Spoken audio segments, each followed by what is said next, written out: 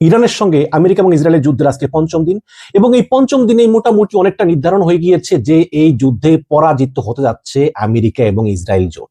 কিভাবে আজকে আমি প্রমাণ সহ ধরিয়ে দেব। প্রথমেই আমি যদি বলি, একের পর এক পয়েন্টগুলোতে আসছি, যে আয়াতুল্লাহ আলী খোমেনি কিন্তু জানতেন যে তিনি মারা যাবেন। খোমেনি জানতেন যে তিনি যেখানে সাপ্তাহিক মিটিং করেন সেই সম্পর্কে ইসরায়েল জানে এবং সেখানে বোমা নিক্ষেপ করা হতে পারে, কিন্তু খামেনি তিনি মৃত্যুকে ভয় পাননি। তিনি বলেছেন যে আমার 87 বছর, আমি শহীদি মৃত্যু চাই এবং আমি জানি যে আমার মৃত্যু হলেই ইরানি ঐক্যবদ্ধ হবে, হয়েছেও তাই। তিনি তার স্ত্রীকে বলছিলেন তুমি চলে যাও, স্ত্রী বলছেন না আমি তোমার সঙ্গে থাকবো, ফলে স্ত্রীও মারা গেলেন, তিনিও মারা গেলেন। তার মানে হচ্ছে ইরানিরা কিন্তু মৃত্যুকে ভয় পায় না। এবং এই যে হাজার হাজার বছরের সভ্যতা, পারস্য সভ্যতা, এতে প্রমাণ করে যে ইরানিরা কিন্তু বীরের জাতি। আপনি দেখেন যেমন পাকিস্তানের শত্রু হচ্ছে ইন্ডিয়া, একমাত্র শত্রু ভারত পাকিস্তানের। কিন্তু আপনি ইরানকে দেখেন, ইরানের শত্রুর অভাব না, ইরানের চারদিকে সবাই শত্রু, ইউরোপ শত্রু, আমেরিকা শত্রু, এমনকি আরব দেশগুলো ইরানের শত্রু। এবং এই ইরান যুগ যুগ ধরে তারা কিন্তু একাই লড়াই করেছে। একটা কথা বলি, ইরান যে ইরাকের সঙ্গে যুদ্ধ করলো শাকিল আরব নিয়ে, সেই ইরাকের সঙ্গে যুদ্ধে ইরানের 10 লক্ষ মানুষ মারা গিয়েছে, 10 লক্ষ মানুষ মারা গিয়েছে শুধু এই ইরাকের সঙ্গে যুদ্ধে। কাজে ইরানের সেই অভ্যাস আছে এবং ইরান কিন্তু যুগে যুগে একাই লড়াই করেছে। অন দ্য আদার হ্যান্ড, ইসরায়েলিরা কিন্তু মৃত্যুকে খুব ভয় পায়। আপনারা নিশ্চয়ই ভিডিওতে দেখেছেন যে যখন একটা মিসাইল আসে তখন ইসরায়েল একটা সাইরেন বাজে যে মিসাইল আসতেছে। তখন আপনারা নিশ্চয়ই দেখেছেন যে ইসরায়েলিরা কিভাবে দৌড়ে গিয়ে বাংকারে লুকায়, মাটির নিচে লুকায়। তারা কিন্তু মৃত্যুকে খুব ভয় পায়, তারা মোটেও সাহসী জাতি না। সুতরাং একটা যুদ্ধকে দীর্ঘদিন ধরে চালিয়ে নেওয়ার মতো অবস্থা আসলে ওই আমেরিকা ইসরায়েলের নাই। এবং এই আমেরিকা যদি এই দীর্ঘস্থায়ী যুদ্ধ চালাতে হয় তাহলে তাদের প্রায় $100 বিলিয়ন খরচ হতে পারে, যেটা তারা করবে কিনা তাদেরকে দ্বিতীয়বার হতে হবে। আপনি অবশ্যই দেখেছেন যে ট্রাম্পের মুখ মলিন হয়ে গিয়েছে। ট্রাম্প এখন এক কথা বলতেছেন, তখন এক কথা বলতেছেন। ট্রাম্প আলোচনার প্রস্তাব দিয়েছেন কিন্তু আবার ইরান প্রত্যাখ্যান করেছে। তখন ট্রাম্প বলতেছেন না আমিও রাজি না। ডোনাল্ড ট্রাম্প তার কথার ধারাবাহিকতা রক্ষা করতে পারতেছেন না। ইরান শুধু ইসরায়েলে আক্রমণ করেনি, ইরান কাতারে আক্রমণ করেছে, সাইপ্রাস আক্রমণ করেছে, কুয়েতে আক্রমণ করেছে, বাহরাইন আক্রমণ করেছে। ইরান শুধু সৌদি আরবে এখন পর্যন্ত আক্রমণ করেনি, শুধু সৌদি আরবের রিয়াদ অবস্থিত মার্কিন দূতাবাসে হামলা চালিয়েছে। কিন্তু গোপন সংবাদ হচ্ছে যে ইসরায়েল এবং আমেরিকা চায় সৌদি আরবও এই যুদ্ধে ইরানের বিরুদ্ধে তাদের সঙ্গে সহযোগিতা করুক। এই কারণে ইসরায়েল করেছে কি, তাদের গোয়েন্দা সংস্থা মোসাদের কিছু কর্মকর্তাকে পাঠিয়েছে যাতে তারা সৌদি আরবের বিভিন্ন স্থাপনায় হামলা চালায়, হামলা চালিয়ে ইরানের নাম দেয়। তখন সৌদি আরব বিরক্ত হয়ে বলে ঠিক আছে চলো আমরাও যুদ্ধে অংশগ্রহণ করি। তার মানে সৌদি আরবকে এই যুদ্ধে অংশগ্রহণ করার জন্য প্রভোগ করতেছে। মানে সৌদি আরবের বিভিন্ন স্থাপনায় হামলা চালাবে ইসরায়েল, নাম দিবে ইরানের। কিন্তু অলরেডি মোসাদের সেই কর্মকর্তারা গ্রেপ্তার হয়ে গিয়েছে। সৌদি আরব বুঝতে পেরেছে যে না আসলে ইরান এই হামলা চালায়নি। বাট অন্যান্য যেসব জায়গায়, বিশেষ করে কাতারে প্রচুর হামলা চালিয়েছে, কাতারের বিভিন্ন হোটেলে, তারপরে বাহরাইনে তো প্রচুর হামলা চালিয়েছে, বাহরাইনে প্রচুর হামলা চালিয়েছে ইরান, সাইপ্রাসে হামলা চালিয়েছে, তারপরে কুয়েতে হামলা চালিয়েছে, এবং সংযুক্ত আরব আমিরাতের যে দুবাইতে প্রচুর হামলা চালিয়েছে, যে বুর্জ আল খলিফায় এখানে হামলা চালিয়েছে। শুধু হামলা চালায়নি সৌদি আরবে।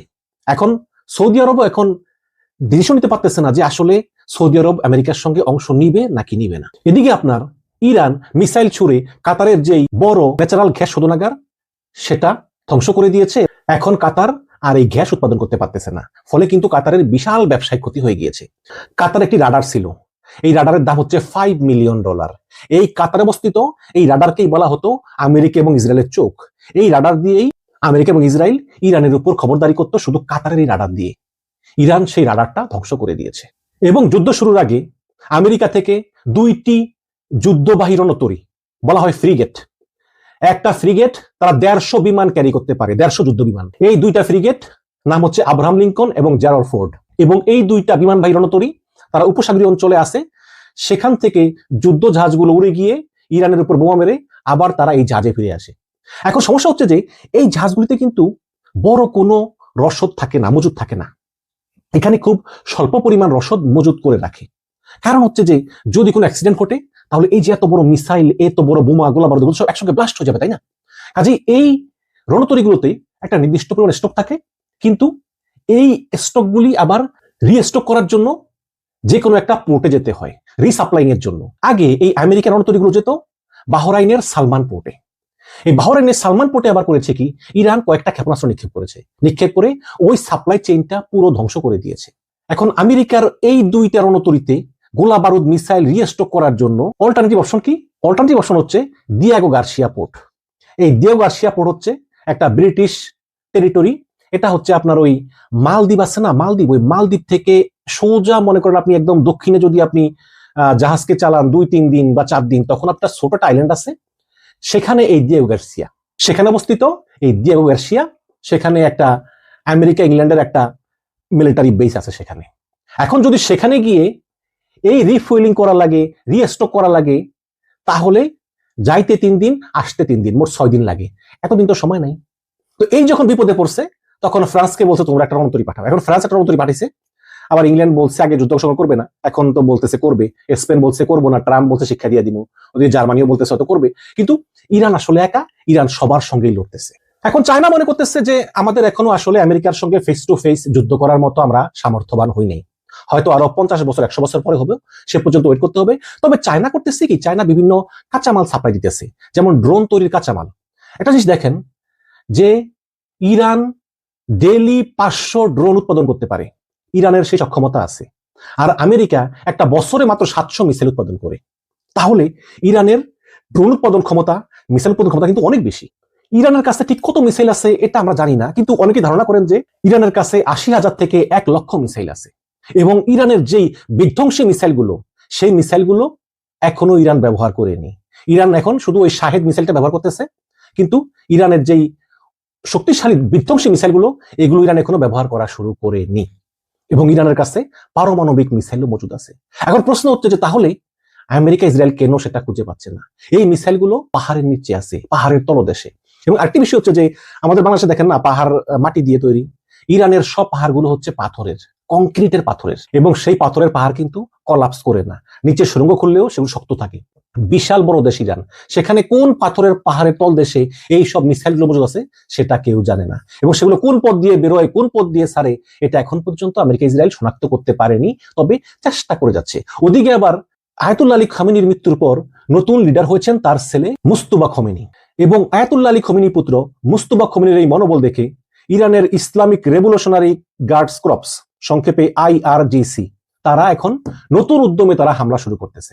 এবং আমেরিকা এবং ইসরায়েল মনে করেছিল যে খোমেনিকে শেষ করে দিতে পারলেই সব শেষ, যেমন ওই যে বাশার আল আসাদকে সরিয়ে দিয়েছে, সাদ্দামকে সরিয়ে দিয়েছে, গাদ্দারকে সরিয়ে দিয়েছে। কিন্তু তারা জানে না যে খোমেনি এমন একটি ব্যবস্থা তৈরি করেছেন যে ক্ষমতার first layer, second layer, third layer, fourth layer.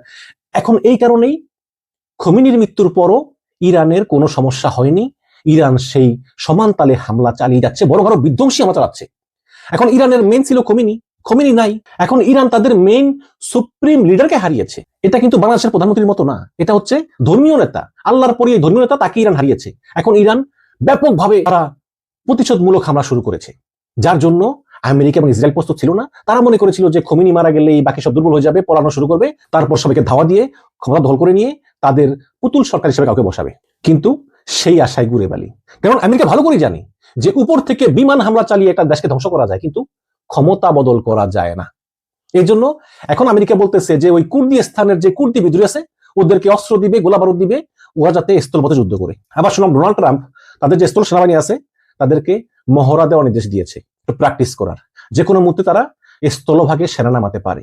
কিন্তু ইরান এমন একটা বড় দেশ এবং এত পাহাড় পর্বত, এখানে কিন্তু স্থলপথে যুদ্ধ করা এত সহজ না। এবং আফগানিস্তান কিন্তু সেম। আবার দেখেছেন যে আফগানিস্তানে 10 বছর যুদ্ধ করতে গিয়ে সোভিয়েত ইউনিয়ন 15টা ভাগ হয়ে একদম ধ্বংস হয়ে গেল। ওই মূল অংশ রাশিয়ার হয়ে গেল, আর বাকি যে অংশগুলো সেগুলো 15টা ভাগে ভাগ হয়ে গেল, এবং সোভিয়েত ইউনিয়ন শেষ হয়ে গেল। তারপর আফগানিস্তানে যুদ্ধ করলো আমেরিকা। 20 বছর যুদ্ধ করে আমেরিকা ট্রিলিয়ন ট্রিলিয়ন ডলার খরচ করে কি অ্যাচিভ করলো? কিছু অ্যাচিভ করলো না। তাদের সৈন্য মারা গেল। 20 বছর পরে তালেবানদের হাতে ক্ষমতা দিয়ে চলে আসলো। তারপরে ইরাকে যুদ্ধ করলো আমেরিকা, উপসাগরীয় যুদ্ধ, সেখানে ট্রিলিয়ন ট্রিলিয়ন ডলার খরচ করে কি অ্যাচিভ করলো? কিছু অ্যাচিভ করতে পারলো না।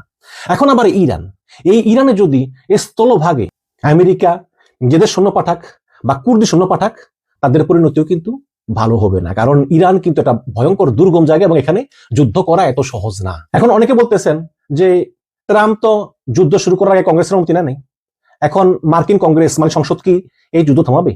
দেখুন, এই মুহূর্তে আমেরিকার মাত্র 5 জন মারা গেছে, যদিও ট্রাম্প বলছেন যে আমার আরো সৈন্য মরতে পারে। তার মানে তিনি হয়তো চিন্তা করতেছেন যে তিনি স্থল বাহিনী পাঠাবেন। হয়তো আরো সৈন্য মরলে হয়তো বা কংগ্রেস একটা উদ্যোগ নিতে পারে যে না, অনেক হয়েছে, এবার তুমি যুদ্ধ থামাও। বাট এটা নাও হতে পারে। একটা উদাহরণ দিই, সেটা হচ্ছে যে এই যে ইরান মিসাইল ছোড়ে ইসরায়েলের দিকে, হ্যাঁ, এই মিসাইল ছড়লে বেশিরভাগ মিসাইলই ইসরায়েল ধ্বংস করে দেয় আকাশে। কারণ ইসরায়েলের কাছে একটা প্রযুক্তি আছে যেটা নাম হচ্ছে আয়রন ডোম। এই আয়রন ডোম দিয়ে ইরানের যে কোনো ক্ষেপণাস্ত্র ইসরায়েলের মাটিতে পড়ার আগেই ইসরায়েল ওটা আকাশে ধ্বংস করে দেয়। হ্যাঁ, কিভাবে ধ্বংস করে? যেমন ইরানের ক্ষেপণাস্ত্র আসতেছে, ইসরায়েল আরেকটা ক্ষেপণাস্ত্র মারে, ওটা আকাশে একটাকে আঘাত করে ধ্বংস হয়ে যায়, ফলে ইসরায়েলের কিছুই হয় না। কিন্তু ইরান একসঙ্গে এত ক্ষেপণাস্ত্র মারে যে আয়রন ডোমও কনফিউজড হয়ে যায় এবং কিছু আকাশে ঠেকাতে পারে, কিছু মাটিতে পড়ে। এখন বলি যে ইরান একটা মিসাইল মারতেছে, ওই মিসাইলটার দাম হচ্ছে $50,000। ইরান কিন্তু খুব সস্তায় মিসাইল বানায়, একটা মিসাইলের দাম $50,000। কিন্তু ইরানের সেই মিসাইলটাকে ঠেকানোর জন্য ইসরায়েল যে মিসাইলটা মারে সেটার দাম হচ্ছে $12 মিলিয়ন। মাঝে মধ্যে আবার একটা ক্ষেপণাস্ত্র ঠেকানোর জন্য 4-5টা আয়রন ডোম মারতে হয়, তখন এই 12 গুণ করেন কত হয়? বিশাল ব্যয়বহুল, বিশাল ব্যয়বহুল। এবং আমেরিকা ইসরায়েলকে যে বিলিয়ন বিলিয়ন ডলার দিয়ে হেল্প করে, এই কারণে কিন্তু ইসরায়েল টিকে আছে। না হলে কিন্তু ইসরায়েল হচ্ছে বরিশাল বিভাগের মতো একটা দেশ, ছোট, 1 কোটি জনসংখ্যা, এদের পক্ষে আসলে এতদিন টিকা সম্ভব হতো না। শুধু আমেরিকার যে কোনো ধরনের সাপোর্ট আছে, যত সাপোর্ট আছে সব সাপোর্ট আমেরিকা দিচ্ছে, টাকা পয়সা, প্রযুক্তি, মিলিটারি, অস্ত্র যা যেভাবে আছে সব দিচ্ছে আমেরিকা। এই কারণে কিন্তু ইসরায়েল টিকে আছে। এবং সবচেয়ে ইন্টারেস্টিং যে ব্যাপারটা হচ্ছে সেটা হচ্ছে হরমুজ প্রণালী। আপনারা যদি হরমুজ প্রণালীর ম্যাপটা দেখেন, হরমুজ প্রণালীর এক পাশে হচ্ছে সংযুক্ত আরব আমিরাত, আরেক পাশে হচ্ছে কুয়েত, আরেক পাশে হচ্ছে সৌদি আরব এবং ইরান। হ্যাঁ, ইরান এক পাশে, সৌদি আরব এক পাশে কুয়েত, আরেক পাশে আরব আমিরাত এবং ওমান। এবং এই হরমুজ প্রণালীর একটা পাশ হচ্ছে ল্যান্ডলকড, মানে ওই পাশ থেকে কোথাও যাওয়া যায় না। কাজেই এই কুয়েতকে, সৌদি আরবকে এবং সংযুক্ত আরব আমিরাতকে যদি জাহাজের মাধ্যমে তেল এবং গ্যাস রপ্তানি করতে, অবশ্যই আপনারা জানেন যে তেল গ্যাস তো জাহাজে করেই নেয়, তাহলে এই হরমুজ প্রণালীর ভিতর দিয়ে এই জাহাজটাকে যেতে হবে। এবং এই যে এই বিস্তীর্ণ যে সাগরটা, এই সাগরের একটা অংশ আছে, সেই অংশটা মাত্র 2 কিলোমিটার প্রশস্ত, মাত্র 2 কিলোমিটার, 21 কিলোমিটার লম্বায় আছে, ঠিক আছে, কিন্তু প্রশস্ত হচ্ছে মাত্র 2 কিলোমিটার। এটাকেই বলা হয় হরমুজ প্রণালী। এবং এই হরমুজ প্রণালী হচ্ছে এই ইরানের সঙ্গে অবস্থিত। ইরান এর আগে অনেকবার বলেছিল যে হরমুজ প্রণালী বন্ধ করে দিবে, কিন্তু করে নাই। কিন্তু ইরান এই প্রথম হরমুজ প্রণালী বন্ধ করে দিয়েছে। এবং এই হরমুজ প্রণালীর এখানে প্রায় 150 জাহাজ আটকা আছে এবং অনেক জাহাজকে ডুবিয়ে দিয়েছে এই ইরানের রেভলিউশনারি গার্ডরা। এবং তারা অ্যানাউন্স করে বলতেছে যে হরমুজ প্রণালী বন্ধ, তোমরা কেউ আসবে না। এখন প্রশ্ন হচ্ছে যে হরমুজ প্রণালী বন্ধ হলে আসলে ক্ষতিটা কি হবে? দেখুন, অলরেডি ইরানের ক্ষেপণাস্ত্রের কারণে সৌদি আরবের তেল শোধনাগার ধ্বংস হয়ে গিয়েছে, কাতারের গ্যাস উৎপাদন কেন্দ্র ধ্বংস হয়ে গিয়েছে। তারপরেও যা আছে তাও যদি রপ্তানি করতে হয়, তাহলে এই হরমুজ প্রণালী দিয়ে কিন্তু যাওয়া লাগবে, যেটা ইরান বন্ধ করে দিয়েছে। এবং এই হরমুজ প্রণালীর কোনো অল্টারনেটিভও নাই। এই পৃথিবীতে যত ন্যাচারাল গ্যাস রপ্তানি হয় তার 5 ভাগের 2 ভাগ হয় এই হরমুজ প্রণালী দিয়ে। এবং পৃথিবীতে যত তেল রপ্তানি হয় তার 27% রপ্তানি হয় এই হরমুজ প্রণালী দিয়ে। এবং 2018 সালের একটা পরিসংখ্যান অনুযায়ী এই হরমুজ প্রণালী দিয়ে প্রতিদিন প্রায় $1.5 বিলিয়ন তেল রপ্তানি হয়। এটা হচ্ছে 2018 সালের পরিসংখ্যান। তাহলে এই 2026 সালে এসে সেটার পরিমাণ তো কমপক্ষে 3 থেকে 4 বিলিয়ন ডলারের কম না। এই পরিমাণ তেল প্রতিদিন এই হরমুজ প্রণালী দিয়ে বহির্বিশ্বে রপ্তানি হয়। সুতরাং এই হরমুজ প্রণালী বন্ধ করার কারণে কুয়েত, ইরান, আরব আমিরাত, সৌদি আরব, ওমান তারা কোনো তেল এবং গ্যাস রপ্তানি করতে পারবে না, ফলে তাদের ইকোনমি কলাপস করবে। এবং এই হরমুজ প্রণালী যদি 1 মাস বন্ধ থাকে তাহলে সমস্ত পৃথিবীর ইকোনমি কলাপস করবে। পৃথিবীতে আবার রিসেশন শুরু হবে, সেই 2008 সালের মতো, সেই করোনার সময়ের মতো, যেটা এই পৃথিবী বহন করতে পারবে না। সুতরাং যেটা এখন বলবো শেষ কথা, ইরানের হারানোর কিছুই নেই, ইরানের হারানোর কিছুই নাই, ইরানের জীবনেরও মায়া নাই, ইরান কষ্ট সহ্য করতে পারে। ইরান বলতেছে তোমরা আমার দেশে যত পারো হামলা চালাও, আমরা সার্ভাইভ করব, কিন্তু আমরা যে হামলা চালাবো সেই হামলা সহ্য করার ক্ষমতা তোমার থাকতে হবে। এখন যদি দিনের পর দিন এই সৌদি আরবে, কুয়েতে, কাতারে এইভাবে ইকোনমি বন্ধ হয়ে যায়, ব্যবসা বাণিজ্য বন্ধ হয়ে যায়, দেশ ধ্বংস হয়ে যায়, তাহলে কিন্তু একসময় এই আরব দেশের জনগণই তাদের বাচ্চার বিরুদ্ধে বিদ্রোহ করবে যে তোমরা কি করতেছ। এবং আমেরিকার এই ট্রিলিয়ন ডলার, ট্রাম্প কিন্তু প্রেসিডেন্ট হওয়ার সময় বলেছিল যে আমি যুদ্ধ বন্ধ করবো, কিন্তু সেই ট্রাম্প এখন সেই প্রতিশ্রুতি ভঙ্গ করে একের পর এক যুদ্ধে জড়াচ্ছে এবং একের পর এক পয়সা ঢালতেছে। তিনি কত পয়সা ঢালবে? ওদিকে ইউক্রেন যুদ্ধ, ওদিকে আবার ভেনেজুয়েলা থেকে মাদুরাকে তুলে নিয়ে আসলো, এখন আবার জড়ালো সেই ইরানের সঙ্গে যুদ্ধে। এবং এই ইরানের সঙ্গে যুদ্ধেই কিন্তু এই আমেরিকা এবং ইসরায়েলের পরাজয় অবধারিত। কারণ যতই যুদ্ধ দীর্ঘ হবে ততই কিন্তু ইসরায়েল এবং আমেরিকার পরাজয় হতে থাকবে। তাদের দেশের জনগণ এটা মেনে নিবে না এবং এটা বহন করার মতো ক্ষমতাও কিন্তু এই মিডল ইস্টের দেশগুলোর নাই, সুন্নি দেশগুলোর। কাজেই ইরান চায় যুদ্ধটা দীর্ঘ হোক, কিন্তু আমেরিকা চায় যুদ্ধটা দ্রুত শেষ হয়ে যাক। কিন্তু আমেরিকা এবং ইসরায়েল চাইলে কিন্তু হবে না। তারা মনে করেছিল যে প্রথম দিন যদি খামেনিকে মেরে ফেলি তাহলে এমনিতে যুদ্ধ শেষ হয়ে যাবে, কিন্তু তাদের এই ধারণা একদম ভুল। খামেনির মৃত্যুর পরে ইরান আরো শক্তিশালী হয়েছে, আরো ঐক্যবদ্ধ হয়েছে, এবং খামেনির ছেলে মুস্তফা খামেনি নতুন লিডার হয়েই তিনি যুদ্ধ চালিয়ে যাওয়ার ইঙ্গিত দিয়েছেন। তো এই মাত্র একটা খবর পেলাম যে ইরানে যে আমেরিকা যুদ্ধ পরিচালনা করতেছে এটার পক্ষে নাকি মার্কিন সিনেট ভোট দিয়েছে। তার মানে হচ্ছে এখন ট্রাম্প সংসদের অনুমোদনও পেয়েছেন। শেষ করি একটা কথা দিয়ে। একজন চাইনিজ অধ্যাপক 2024 সালে তিনি কানাডাতে অধ্যাপনা করেন। তিনি নিজ ক্লাসরুমে অনুমান করে একটা কথা বলেছেন। তিনি বলেছেন যে আগামী 2 বছর 3টা বিষয় ঘটবে। কি 3টা বিষয়? এক হচ্ছে ডোনাল্ড ট্রাম্প আবার আমেরিকার প্রেসিডেন্ট হবে, আর 2 হচ্ছে প্রেসিডেন্ট হয়ে ট্রাম্প ইরাকে আঘাত হানবে, এবং 3 হচ্ছে ইরানের সঙ্গে যুদ্ধে আমেরিকা ইসরায়েল শোচনীয়ভাবে হারবে এবং পুরা ওয়ার্ল্ড অর্ডার চেঞ্জ হয়ে যাবে। আমেরিকার আর কোনো ভ্যালু এই বিশ্বে থাকবে না। এখন প্রথম যে অনুমানটা ট্রাম্প ক্ষমতা যাবে এটাও সত্য হয়েছে, দ্বিতীয় অনুমানটা আমেরিকা ইরান অ্যাটাক করবে এটা হয়েছে। এখন এই তৃতীয় যে অনুমানটা এই চাইনিজ অধ্যাপকের, যে আমেরিকা শোচনীয়ভাবে হারবে, এটাই এখন হওয়ার বাকি, এবং এটা হওয়ার পথেই আসলে আমেরিকা ইসরায়েল এগিয়ে যাচ্ছে বলেই আমার বিশ্বাস। দর্শক, আপনাদের মতামত